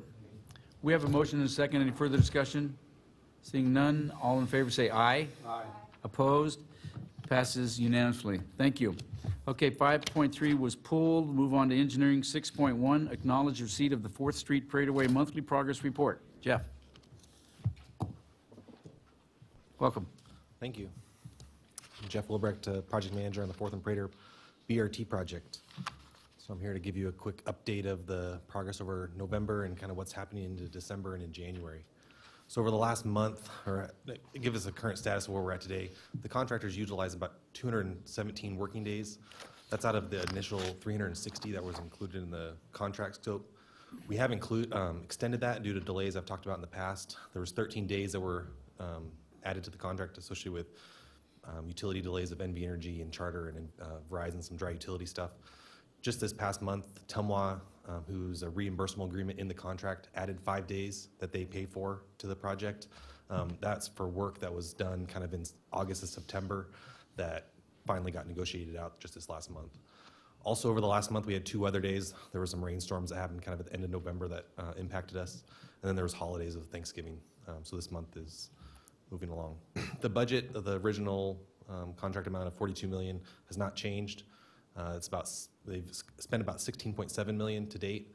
That's roughly 42% when you take out the contingency amount. In the $42 million, there's about $3 million of allocated contingency for change order type stuff, and we haven't used really much of that at all. Over the last month, we did do a lot of Tumwa related work between I-80, essentially View Street, and El Rancho Drive, and we also done a lot of storm drain work between Ferrari and Wells Avenue in Reno. Also, continuing into the dry utility work, there was a lot of, NV Energy did a lot of work in Reno this last month of starting to pull down power poles between Sutro and Wells Avenue. So it's starting to kind of take shape of what it's going to eventually look like. And then there was a lot of dry utility work in Sparks over the last month. The section between 18th Street and 22nd Street has a large density, and I've talked about it in the past, of overhead utilities that are going underground. The contractor finally this last month got a lot of that dry utility undergrounded, or the conduit in place for that work. And along with that, there's secondary service. So there was connections between the overhead utility lines that go to individual buildings, and that we've continued those connections between our main joint trenches to the actual buildings. And then kind of a side note, the street lighting within the I-80 section of the project has been underway also. So kind of getting into more of the civil improvements, if you drive through the eastern portion of the project, you'll see that Prater Way essentially looks complete between Pyramid Way and Rock Boulevard. It's all striped out. They were able to stripe it just before that kind of bad weather around the Thanksgiving timeframe. And then Galletti got opened up and paved. And so Galetti's all opening and functioning now. And they've also, with the completion of the dry utility trench work between 18th Street and 22nd Street, they're starting to do the placement of aggregate base for the curb gutter and sidewalk between kind of leading up to I-80. And we also did a lot of business outreach this last month. And so we had a business outreach meeting on December 12th for all the City of Reno businesses to come to attend to get more information about the project, as the project is moving into the City of Reno as we start to wrap up the City of Sparks work. So kind of moving forward, the activities of work that are going to be happening is curb gutter 18th Street on the north side of the road between 18th Street and 22nd Street will start to get wrapped up. El Rancho work is currently, El Rancho is closed right now. There's a significant amount of tongue-wall work going on in that intersection that takes up pretty much the majority of the middle of the intersection. That just is a huge component. There's a 36-inch water main that goes through El Rancho on Prater Way. It's a big chunk of work. And then we're going to, once all that's done, we're going to start moving into Reno. And so we're going to begin, and we have begun the demo of curb gutter sidewalk in Reno from Galletti to Ferrari. And followed quickly behind that is the streetlight conduit and then irrigation services. And we'll then wrap it up with curb gutter sidewalk into Reno. And also the BRT stop in Sparks is under construction. The upper photo is a excavated foundation. They actually poured the foundation already, and so that's kind of starting to take shape, so it looks pretty good. And with that, I can answer any other questions and give any other updates about the kind of progress of the project. Mr. Lucy? Thank you, Mr. Chair. Thank you, Mr. Chair. I have a couple concerns, and I don't know if the chairman's heard anything in his challenges, Mr. Jeff. I think that, but I have, obviously, as a property owner down there, and for some other concerns in regards to the El Rancho, 18th Street, 22nd Street, 20th Street, Sullivan Lane, challenges, because it seems like, once again, we've had some challenges with scheduling and traffic management down there. You know, with El Rancho being closed, you've got a majority of that moving on to the 20th, and then also Prater, but you're working on the north side of the curb and gutter, you're putting in more utilities. In my opinion, that could have been better scheduled, because you've got almost 4 or 5 blocks that have some sort of traffic control for, you know, hundreds of businesses down there, casinos, normal commercial businesses, different things of that nature, and still, You've got a ton of traffic moving through that area. Sullivan is a major thoroughfare for people getting to and from the north side or McCarran area down to the freeway, Rock Boulevard right close, and utilizing Victorian and Prater are major thoroughfares. I sat in traffic for 25 minutes the other day trying to get out of my property, and I went 2 blocks in 25 minutes. And that could have been better organized with RTC and obviously Spanish Spring Constructions in regards to how that traffic mitigation went. I think it was done poorly, in my opinion. And it's frustrating, and it's frustrating for those businesses. And once again, we're deterring people from that area, which is ultimately affecting businesses in that area, which already are strained currently in that area. And so continuously, once again, scheduling has been an issue in regards to how we go about this project. It causes me some frustration regards to doing business in that area, and I would ask that as we go forward, if we're going into Reno, which is obviously going to be another challenge, we're going to have major utility work we're going to do in Reno, that we start thinking a little bit further and not having a huge chunk of our construction work and our utility work done at the same time in a very small area. Because it wasn't just until recently we've reopened Victorian on the south side of Prater there, right there at the Y. And once again, these are small sections of street. Very challenging for people to get around, and we're causing some major congestion down there. Accidents are going on, so just some concerns that I wanted to share at this meeting. Thank you. Ms. Jordan. Thank you very much. I did have a couple of questions as this starts to enter Reno's jurisdiction. Well, more disruption into Reno in this section. So how long is the Reno section for the completion? I mean, when do you anticipate? So the contractors phased out the Reno work. A big portion of the work can be done between Galletti and essentially Sage, and then the Sage to Wells Avenue section. Those areas are less utility heavy, so they should go relatively quick. Wells to Evans is very utility heavy, and there's already been a lot of utility work done in that area to kind of jumpstart that. So those are kind of 3 areas that we phased out. The first 2 are really similar, so they should go quicker. So when is the project completion date? So the project completion date, with working days, is August 6th. And so the way that the Reno work is going to be phased out is just at the first of the year, we're going to really start doing curb gutter sidewalk on the south side of the road within those first 2 phases, and then go to the north side of the road and do curb gutter sidewalk, street lighting, landscaping, on the north side. And then once that's done, the schedule allows us to start paving. The project is then going to pave through from Rock Boulevard, and just nonstop paving from Rock Boulevard into Reno is the goal. And by the time curb gutter sidewalk is done in Reno on the north side, then curb gutter sidewalk would start on the south side with all those utilities being connected. So August, okay. August is the contractual end date. Beginning of August? And of course, August 6th. Okay, so I'm thinking Hot August Nights. Yep, and so Hot August Nights is a very critical and important holiday. It's in our contract that they cannot work during that time. Okay. As you're entering into this area, and I think anybody following the RTC social media, I think we get tweeted at every day by one of the residents who lives above Zaggle Restaurant, and she's in a wheelchair, and she did have some legit questions. So we won't have the standard bus stops apparently in that area during some of the construction. There's going to be some temporary bus stops.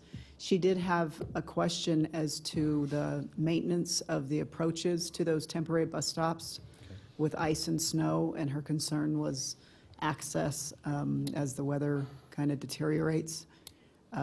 She was not happy about some of the utility work in the middle of the night and disrupting her. Yeah, and I know RTC's been responsive, but I did want to find out, I don't know if access would be more appropriate for her use, or maybe you just talk about the temporary bus stops. So on that section of the road, I believe the RTC Transit has moved operation to 6th Street because it's a more continuous, construction's going on in that area. So I can't really speak too much to Transit's operations and access in that manner. I do believe that they maintain and operate the bus stops, and I believe MV Transit is the ones that do that access to make sure that it's accessible. So the stops don't go away, they're just moved to 6th Street? Correct. Do they run on the same schedule? Yep. Okay. I believe so. I kind of got an impression that there wasn't any bus, she said there's no bus stops during the construction, and I didn't think that sounded correct. It's just on 6th Street, and that's probably the difficulty she's having is getting maybe to 6th Street. Yeah, David Jickling, Director of Public Transportation Operations. Through this project, we made that decision at the beginning to move off of 4th Street because of all the disruption. So we're operating on 6th Street all the way eastbound until 6th Street dives in back into 4th. There we had to get back onto 4th, and for a while we went all the way up to Victorian, and then we're on Victorian to avoid the Prater construction at that point. All of our bus stops are accessible, but you're right, during construction, sometimes depending on where she needs to go to get there could be challenging. Your thought about access is a good one. Individuals can have a temporary access eligibility based on their inability to get to a bus stop.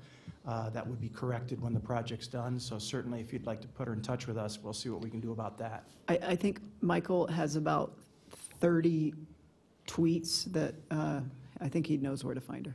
Okay. Okay. Thank you. Any further comments at this time? Mr. McKenzie. Hey, thank you. So the current end date is August 6th. That's 50 days, 52 days past the original end date of the project. And I think, if I remember right, we may have added 15 to 20 days from what we reported last month. In just a month, we've got behind. And as you look down at the breakdown of days that you've added, there's 28 justified days on the list, and we've got, so what have we done? How did we get the other 24 days added to the project? I don't unfortunately have the list in front of me, but the ways that days are added, and some of the list on the table that I include in the monthly report are actually days that are kind of we get back because the contractor's either working a weekend day or they're working a holiday that would normally be a day off for them. And so I don't know if that helps answer the question. You've got 17 weather days. Yep. You've got 17 days worked that weren't normally scheduled in the contract, so that gives you 10 days for weather. I don't know how you give them credit for a holiday, because holidays are holidays and they should have been considered in the contract, but we continually give them credit for holidays. And a holiday is part of the contract. I don't know how you add a day to a contract because a holiday falls in there. And then you've got 18 legitimate days added because of utility delays. So that totals out 28 days that are justified, and we've given them 52 days. So where are the other 24? So maybe I misspoke. If they work a holiday, we count that as a working day. So in the contract, it should be that there's a holiday, and then it adds, like if it was a day and it was going to end this day, and one of those days was a holiday, it would extend the date, but we redact or we reduce the date. And these are listed as non-working day holidays and special events. Okay, and those are all scheduled things that should have been built into the schedule initially. Yep. I mean, the holidays don't change. They're on the calendar, and when I issue a contract to somebody, those holidays are those holidays, and because a holiday falls within the work schedule, he doesn't get an extra day to make up for that holiday. But we're giving him credit for holidays here. And so I don't consider those legitimate added days. So, but when you do the math, we've added 52 days, 28 of them are legitimate, so we've got 24 days we've added to this contract for no reason. So maybe it's maybe somewhat misleading in how we list holidays in that table.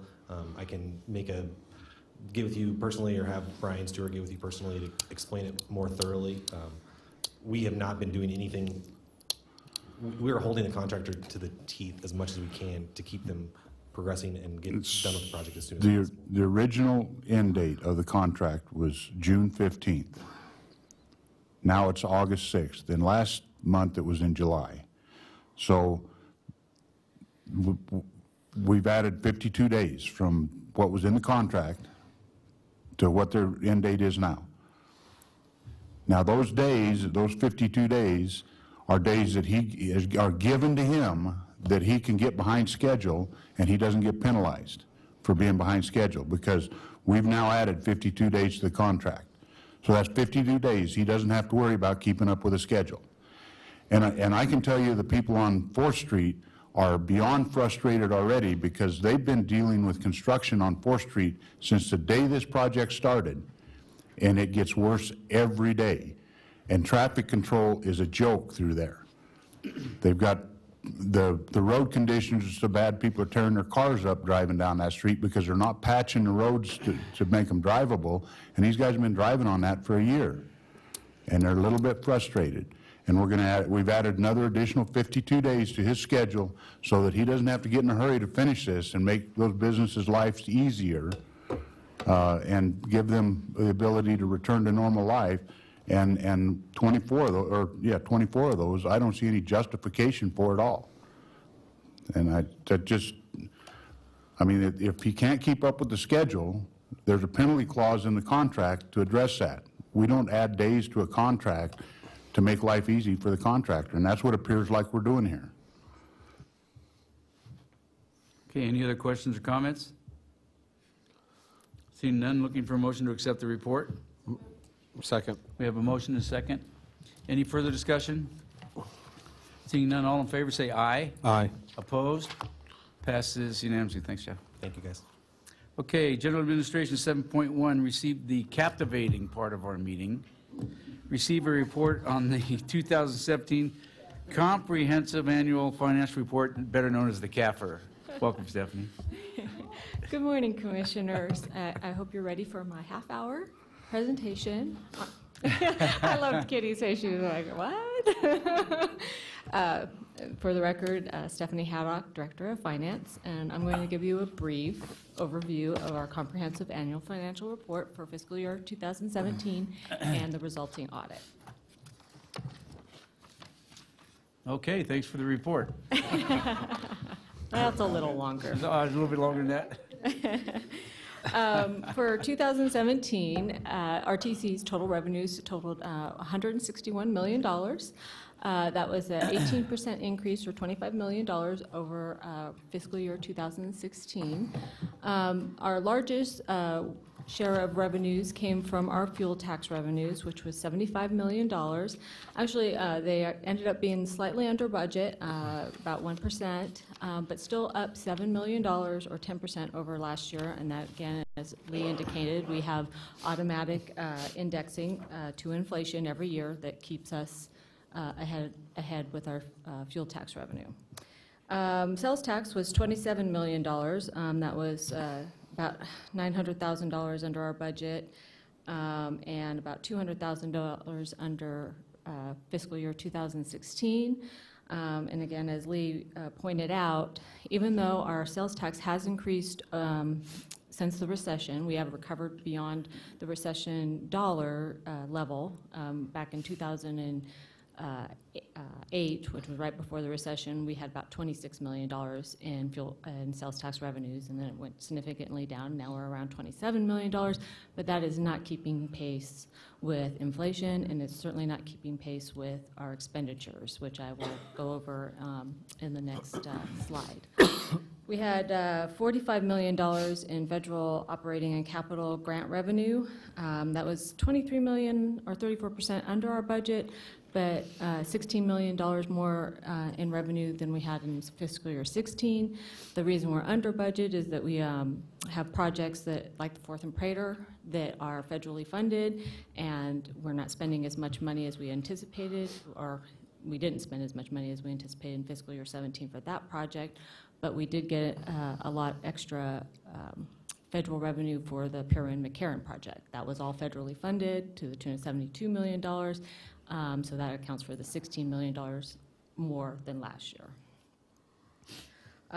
For our passenger fares, we had basically flat passenger fares over last year, $6 million. Our ridership is down, and that's mostly because of our ridership, 3.9%. And then we had about $3 million in other investment and miscellaneous revenues. For the expenditure side, we spent $176 million in 2017. That was $20 million more, or 13% over 2016. Again, most of that expenditure in our $108 million in street and highways, and that does account for the additional $20 million that we spent in 17 over 16. Again, Perrin-McCarran intersection, very large project, most of that done in 2017. We had $31 million for riot operations, and that was actually $4.6 million, or, excuse me, 4.6% over last year, or $1.1 million.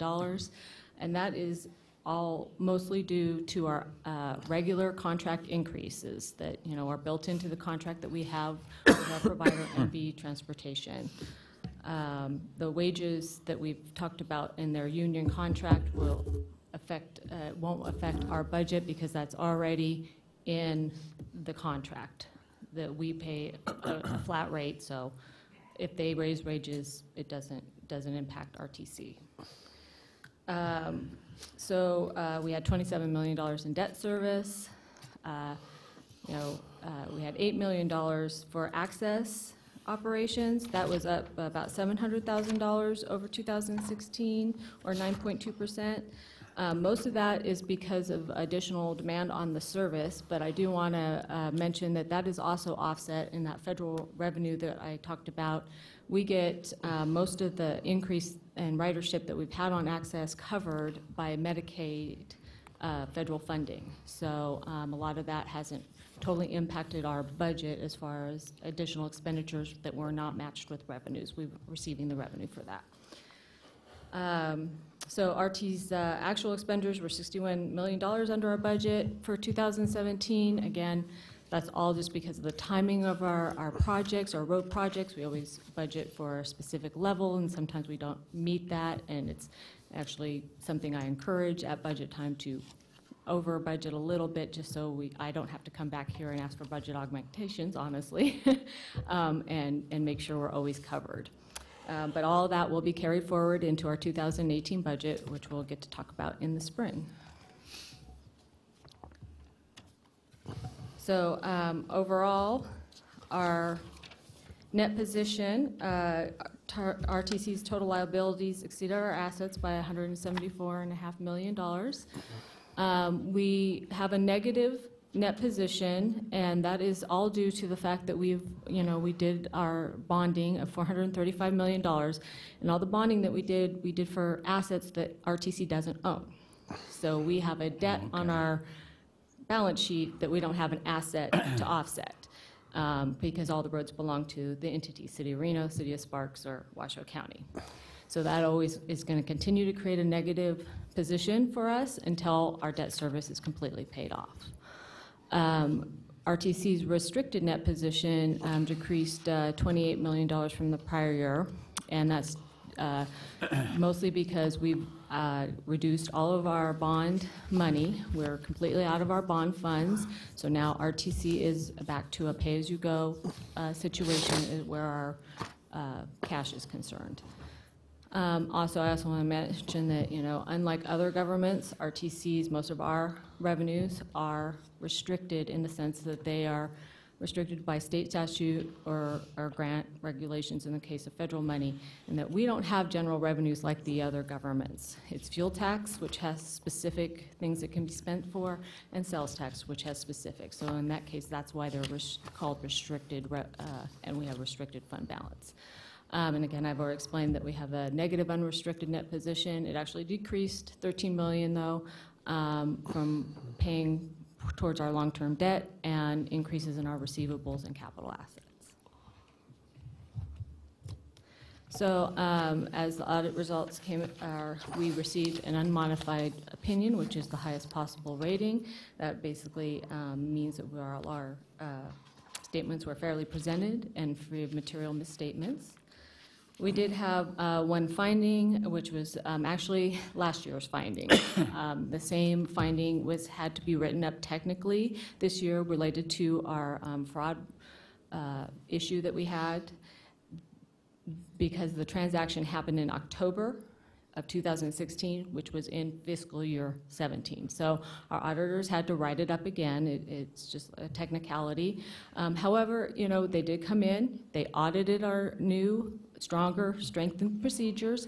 They audited every single vendor change, not just one, all of them, and found that we are following the procedures to the letter. And we also added additional IT controls this year, too. So we had no findings or management comments on our A133 single audit, which is a review of our federal grants, which they're auditing to make sure that we're in compliance with the federal regulations and our grant agreements, and again, we had no findings in that area at all. I'd like to take a moment to introduce, we changed auditors this year to a new contract. Our auditors are Crowe Harwath, and Scott Nickerson, the partner with Crowe Harwath, is here. So I'd like to introduce him, give him a chance to make any comments he would like. Good morning, Commissioners. My name is Scott Nickerson. I'm a partner at Crowe Harwath. Just want to spend a minute or two just to introduce Crowe as the new auditors for RTC and to reaffirm what Stephanie just reported. Crowe actually works with a variety of transit and planning organizations across the country.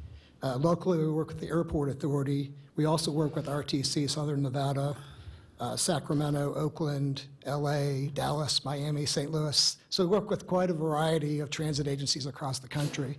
What I find very interesting about the agenda today, it's a microcosm of what I see and hear in board meetings across the country, the same issues, the same types of discussions, which I think just points out that many organizations across the country face the same types of challenges that you do. One thing I did want to point out, though, and I think is important, is having those conversations and having the audit presentation is part of the overall control structure. When we think about the responsibility of the commissioners of setting a tone at the top, having these dialogues and having these discussions really contributes to that overall control environment. From the standpoint of communications, we're very happy to report there were no audit adjustments and no disagreements or difficulties in working with management, and that's really a big accomplishment that really should be focused on management being able to transition and work with a new audit firm, which is always a challenge, but also I think our folks being able to understand some of the issues and some of the reporting. Lastly, I wanted to report that from the standpoint of thinking about your role, one of the most important things to me is the audit is 6 months after the fact. I think the most important thing to think about is the monthly reporting that you're receiving. And through our audit process, we do look at monthly reporting versus year-end reporting. And we're happy to report that there were no significant changes that were made at year-end other than adjusting for the pension and adjusting for just year-end accruals. And I think that's an important part because your monthly reporting is much more important to your decision-making process than the audit, which comes as reported to you today. Be happy to answer any questions you might have related to the audit.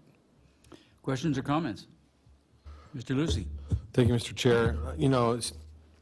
Ms. Haddock, I have a couple questions in regards to our net position. And this kind of has obviously implications based upon the tax reform bill that we're currently discussing and that was brought up earlier in the federal report by Mr. Gibson.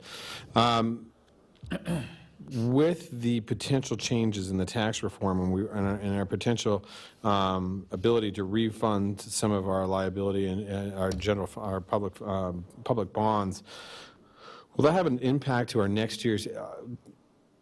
With the intent that that may pass and potentially pass next year, will that have challenges to our next fiscal year reporting, our next CAFR, in regards to our net position because of our inability maybe to refund some of this bonding and different things of that nature? No, well, it wouldn't change if I can't do the advance refunding because we had already crunched the numbers on that and we were going to save about $2.2 million in debt service. So that would have been a nice impact to our cash flows, adding more money to our bottom line, and yes, reducing our net position or increasing it.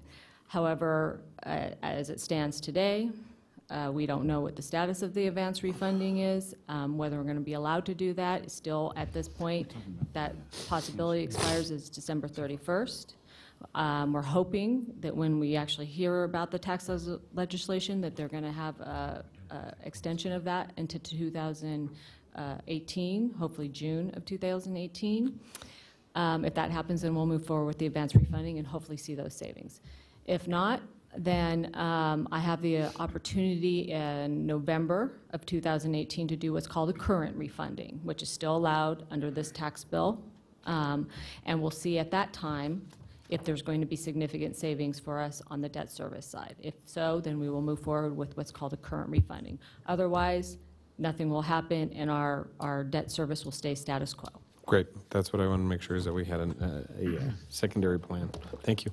Okay, any other questions, comments? I just want to thank Crow Horwath for all their work, and they were actually very easy to work with, even though they were new auditors. And, sometimes the challenge with that is that, they have to learn about the RTC because they've never worked with us before, but they were great, and the process was great. And I want to take the time to thank all of the RTC staff. I can't get a good report without them doing their jobs, and I want to have special thanks to the people who helped me put this report together, and that's Yelena Williams, Linda Merlin, and Nelia Beelan, who actually helped me put these financial statements together. So I just want to recognize their hard work on this, and I want to thank everybody and thank the board. Thank you very much. Thank you, Stephanie. Any other questions or comments? Mr. McKenzie. Thank you, Mr. Chairman. I'd just like to tell you did a good job. I mean, the findings by the auditor show that you guys are truly doing a good job with our financials, and we can always hope that we can find a way to refund some debt and improve our financial position. But the way I understand it, if we can't, it's not going to worsen our financial position. We won't be able to improve it. So again, I appreciate everything you guys do, and just to comment to all the staff, there's times I may sound a little grumpy to you guys up here. I appreciate what you do all the time. You're a great staff. You do a good job, and you're all appreciated. Thank you. Thank you for that, Paul. Yeah, holy mackerel, hallelujah. Any other questions or comments? Okay, we're looking for a motion to authorize staff to submit the document to the Nevada Department of Taxation and accept the report. Second. We have a motion and a second. Any further discussion? Seeing none, all in favor say aye. Aye. Opposed? Passes unanimously. Thank you.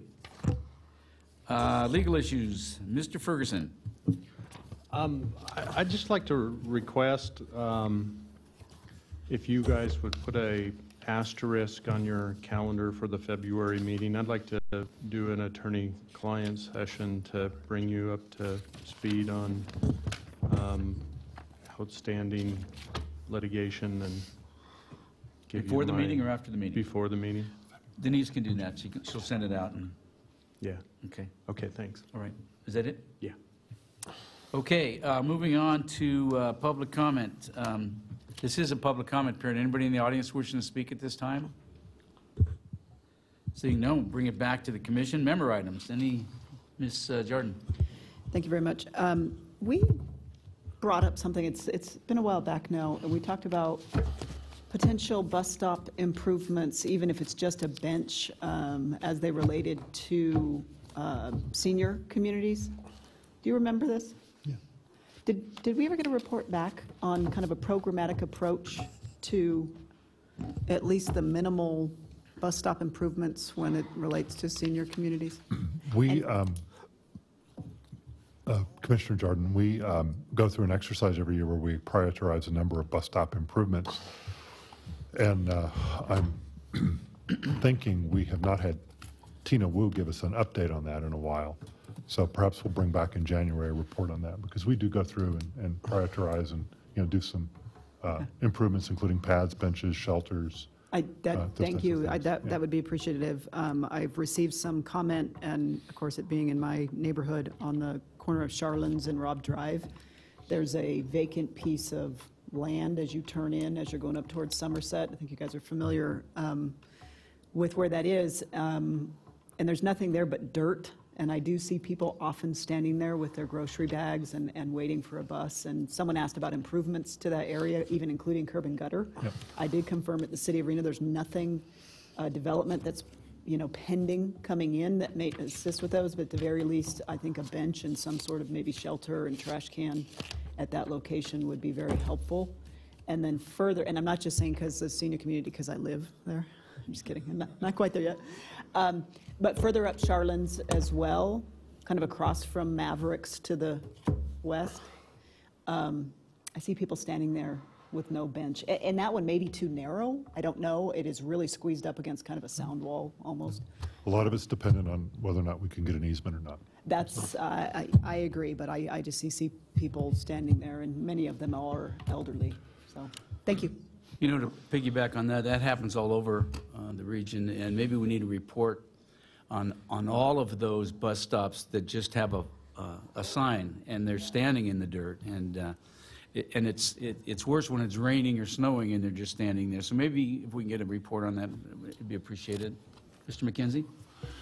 Thank you, Mr. Chairman. And to that point, I see a lot of new development going in that we're sticking a sign out there and we're not putting any kind of improvement on. And those are definitely areas where would tell the developer, there's a bus stop there, you need to improve that bus stop, put a shelter in and a bench to make those bus stops more amenable to the people that ride the buses, because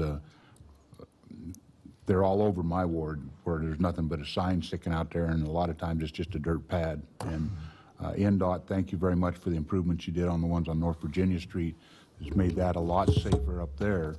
But those were there for years, and there was development done out there that those could have been improved as that development came in, and it wouldn't have cost NDOT the money to do it. So, yeah, that's a great idea. Mr. Lucy. Thank you, Mr. Chairman. And I want to bring this up, obviously, as Commissioner Chung is in attendance with us and here visiting in place of Commissioner Berkbigler. But there was a request by our commissioners that we relook at some bus, Mr. Jickling, some bus service to the Sun Valley area because of that. That has been decreased over the years due to recession, and what we can do to increase some bus service for general public and also seniors to the Sun Valley area, and where we can work that back into our plan. Another report I'd like to get is, Ms. Cummings, if I can get a report on either the January or February agenda about where we are with the FLAP grant, and where we stand with that, and kind of some further discussion, and how potentially our FLAP grant it could fall in line with the Washoe County Lands Bill. And how that's moving forward, so that we can have that discussion and we can work in tandem with our staff here at Washoe County, but also you in regards to how we move forward, and we can help work in concert. So those would be my two items, Mr. Chairman. Amy, did you say that grant would be let in March? Will you have any information in January or February? We can certainly talk about the application in more detail and how that may coordinate with Washoe County staff's efforts on the lands bill. Perfect. Thank you. Any other questions or comments by the commissioners? Well, then we'll move on, and without objection, we are adjourned. Thank you.